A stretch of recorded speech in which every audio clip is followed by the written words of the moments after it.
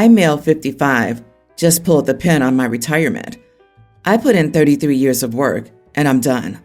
I bought property in South America 12 years ago and have been building our retirement home there. I have dual citizenship, so I can own property without it being a hassle. The house was designed perfectly for us. We have a pool, a small house for the caretaker/gardener, and 34 different fruit trees. The bathroom's up to North American standards, and the shower has grab bars and stuff already built in for when I'm old. Everything's on one level, so there are no stairs. My wife helped by making suggestions for the house's design and by decorating it. We've been vacationing there for 8 years and renting it out when we aren't there for some extra money. We've hosted friends and family there, both with us there and on their own. My wife has now decided that she doesn't want to live there for 7 months of the year. We have grandkids now, and she wants to be more involved in their lives. I love my kids and grandkids, and my parents, who also live up here, but I am done with winter. If I never see snow again, it'll be too soon. The house has guest rooms and flights are cheap.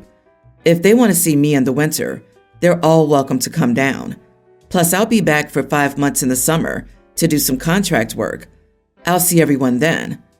My wife said she didn't want to go down this winter, and that's absolutely her right. I booked my flight for September, and she asked me about the expense on the credit card. I said I was leaving for the winter, like I had told everyone I was planning to do. That was when she said she didn't want to go this winter, meant she didn't want us to go this winter. I said that I was going, and I'd see her in the spring, unless she changed her mind and came down. Now she, my parents, and my kids are bugging me about leaving her alone for the winter. It's 100% her choice. Edit. She's known since we started dating 35 years ago that this was my plan. She went with me to purchase the land. She helped me work out the budget for the building. She bought all the furniture and decorations for the house. She planned the landscaping. Please explain to me how I could have better communicated to her that I was planning on retiring down there. OP, her priority changed. Yours stayed the same. Not the idiot. You can't force her to live there, but she can't force you to live where you don't like. This will be a problem for the rest of your life. She has grandbabies, and many grandparents don't want to miss out on the growth and fun of grandbabies. Married people make compromises for each other. There's a middle ground where they spend 3 of the worst winter months in the South together, and then OP heads back alone for a couple of weeks here and there throughout the year. People are allowed to change their minds about where they want to live long term. The wife isn't an idiot because she became more attached to her grandkids than she anticipated. Yeesh. Wait, did she know he was going to retire 11 years early? Are you even retired if you're still coming back to work 5 months a year? Also, buying a ticket to South America and not telling your wife until she sees it on a credit card statement is generally considered to be bad communication. My dad pulled this move with the same reasoning. Flights are cheap. Come visit. I haven't seen him in 6 years. He hasn't met his granddaughter. You're retired and have loads of free time. They don't. Expecting your family to spend what little free time they have carting their kids to South America so you can still be present in their lives is beyond selfish. If you're okay with choosing yourself over your family, then go for it. That's your prerogative. But in my opinion, it makes you the idiot. You chose to have a family. Now you're choosing to ditch them unless they spend the effort to come to you. Enjoy retirement. It might cost you your family. Yeah, things changed, dude. 35 years ago, I bet you didn't think grandkids would anchor your wife, but here you are. My mom had planned a big move to Tennessee from Illinois. I bought a house and cars and moved all this stuff, ready to move in, until my daughter was born. Now she's selling the house in Tennessee, as she can't imagine living without being involved in her life. Hopefully, snowbirding won't crash your relationship. Best of luck. My youngest son, Ian, teen, and his boyfriend, Keith, teen, snuck out to a party Saturday night and apparently got pretty wasted. They managed to reach my oldest son, Joseph's, 20, apartment around 4 a.m. Instead of calling me or having Keith call his parents, he instead let them sleep it off at his house. And I didn't get a call, till sometime around 10 that morning from Joseph's girlfriend to come pick them up. I was furious. After picking up the boys, giving them a good talking to, and dropping Keith off at his parents', I called Joseph and asked him why he didn't call Keith's parents, or me, the moment they showed up, or took them home himself. He tells me that it was better they slept it off there, and he had to go to work at 7 in the morning.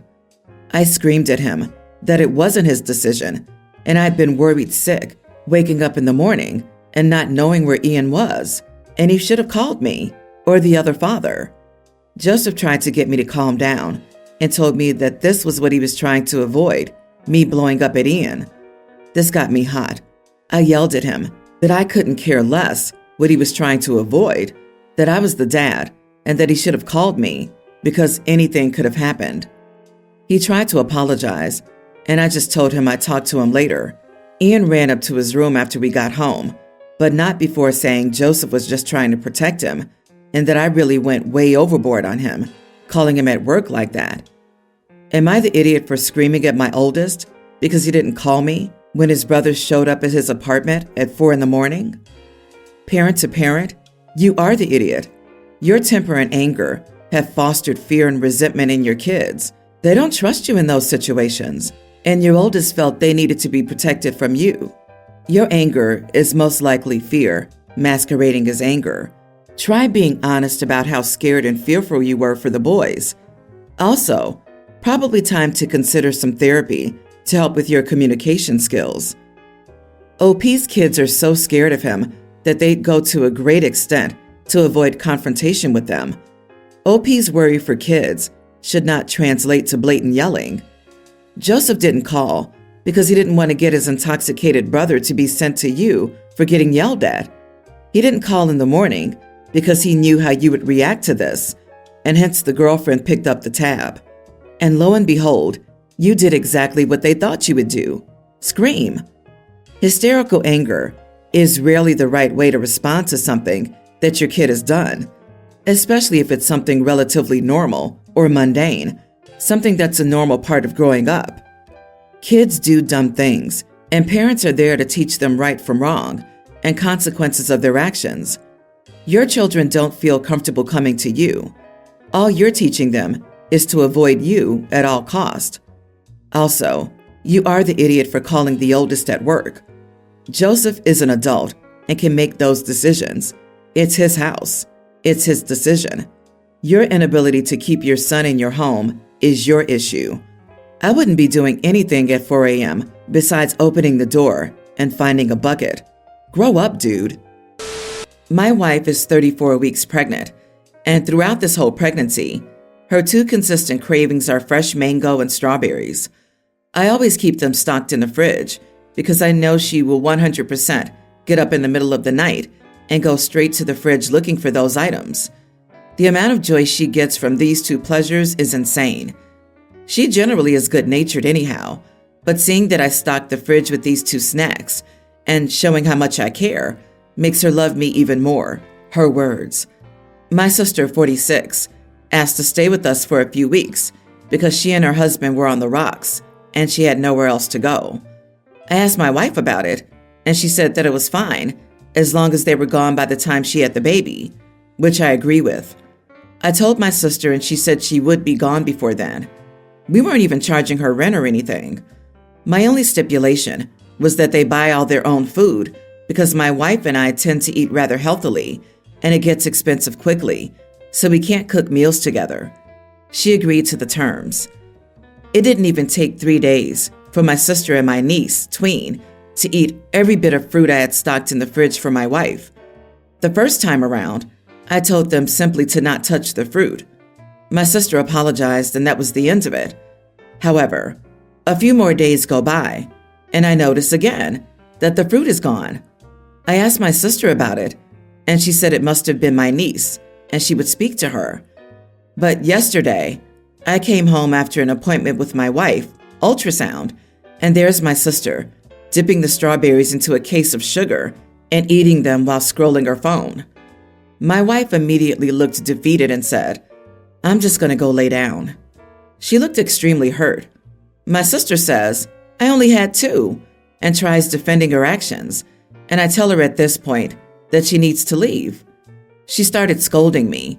"You're kicking me and your niece out? Over fruit? Are you serious?"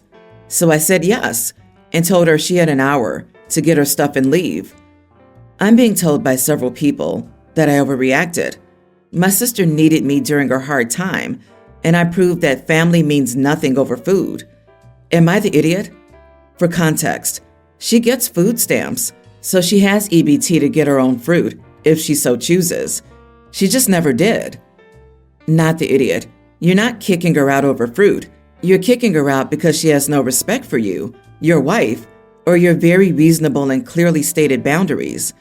There are a few things I hate more than when people try to trivialize your reasonable boundaries with comments like that.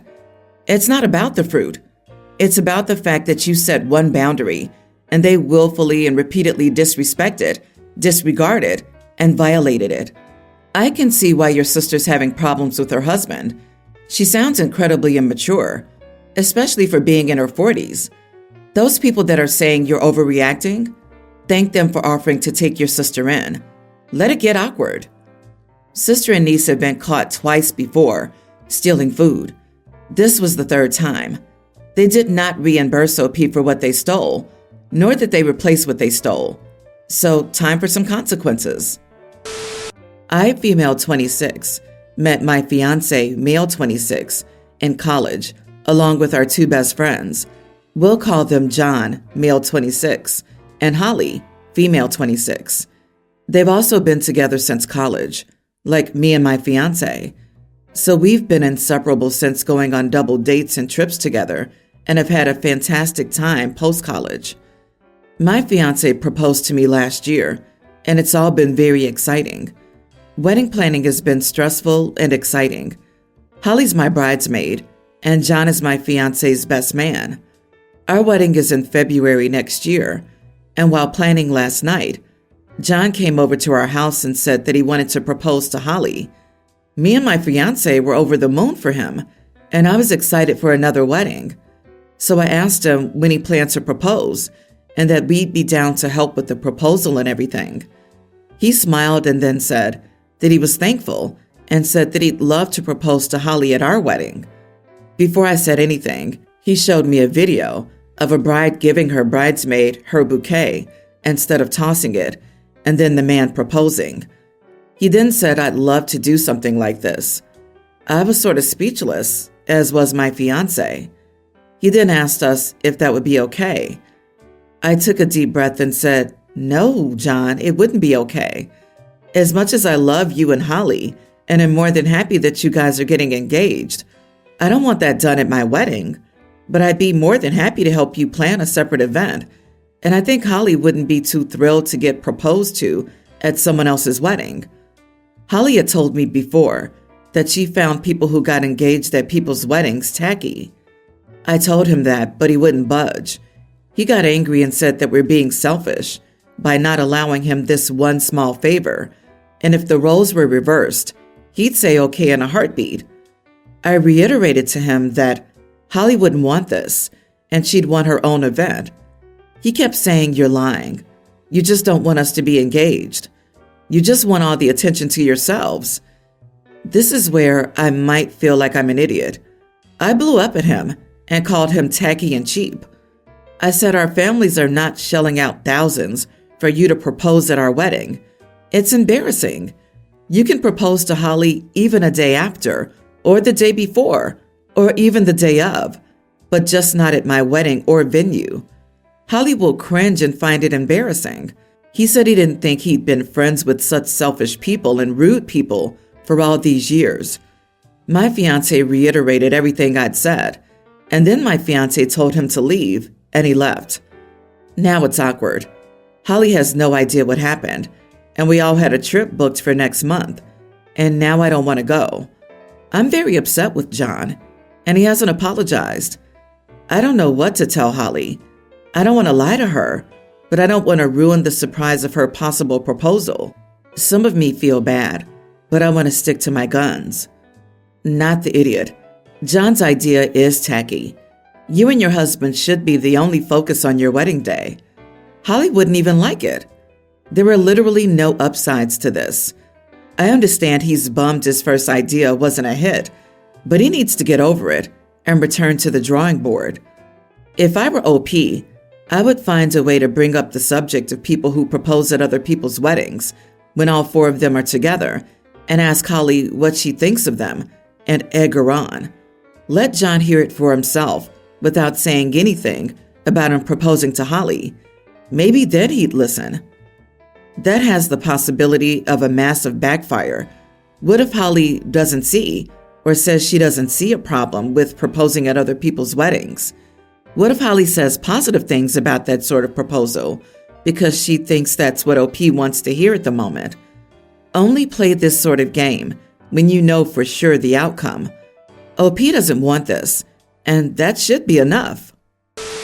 My 22 female, girlfriend 22, was invited to a high school friend's 22 female wedding. The couple asked for cash wedding gifts only, so most guests would pay $200, while some could pay $100, 10 available spots. My girlfriend asked the bride if there was room for a +1, and the bride said she could bring me if I paid $200 for my attendance, not as a wedding gift. My girlfriend is upset with me because she went through the trouble of asking the bride if it was possible and thought I would be happy with this. I didn't ask for my girlfriend to do this. My girlfriend initially told me I was invited because she assumed she would get a +1, but I wasn't invited, and she felt bad about it. I don't blame her or the couple because weddings are expensive. It would cost the couple $200 per person for the wedding. The bride isn't happy with me because my girlfriend told her I wanted to attend and thought it was cheap of me only to back out now that I had to pay to attend. My girlfriend says there's no difference between being invited to a wedding and giving a $200 wedding gift like everyone else and being invited if I pay for my seat up front, especially since I would have given the same amount as a wedding gift if I was invited initially, and the end result would be the same. We give a total of $400. To me, it felt like an entrance fee that only I have to pay. Am I the idiot for not wanting to attend the wedding because I was asked to pay? Edit. She didn't get a +1 because the couple can't afford to have any +1s at their wedding. My girlfriend is also willing to pay the $200, but I'm not comfortable with that either because she doesn't have an income currently. The bride insists that my girlfriend goes because she previously decided not to attend. My girlfriend didn't want to go alone, especially since she'll have to crash at my place since it's far for her. The bride told her it was rude not to attend, so my girlfriend feels more obligated to go now. Not the idiot. I wouldn't go to a wedding where the gift amount was dictated. This is wild. Getting people to pay to attend your wedding and then demanding a cash gift? Wow. People are freaking outrageous and entitled. If you can't afford to get married, then don't. I'll be darned if I pay to attend a wedding. It's not a gift if you have to instruct me on what to give. What if their close relative couldn't afford to pay $100 or $200 to attend? So sorry, Grandma, but if you can't pay $100, you can't attend. Also, the bride is upset that you cheaped out. Are you sure they paid $200 a guest? Because it sounds like it might be $100, and she was hoping to score another $100 and is upset that you're not complying with her plan. Also, I feel like they would have absolutely expected a wedding gift from you as well, on top of the $200 attendance fee. You're not the one choosing to have an expensive wedding, where there are plenty of other options that don't break the bank, to the point you have to worry about money taken from your party guest. Why should a guest have to make up the cost of your wedding? As a female, I would never, and I find it gross. Also, most normal weddings always have a +1. Tell your girlfriend not to feel bad. Most men who personally don't know the bride and groom are only attending for the food and alcohol anyways. She can take you to a restaurant for a quarter of the price later.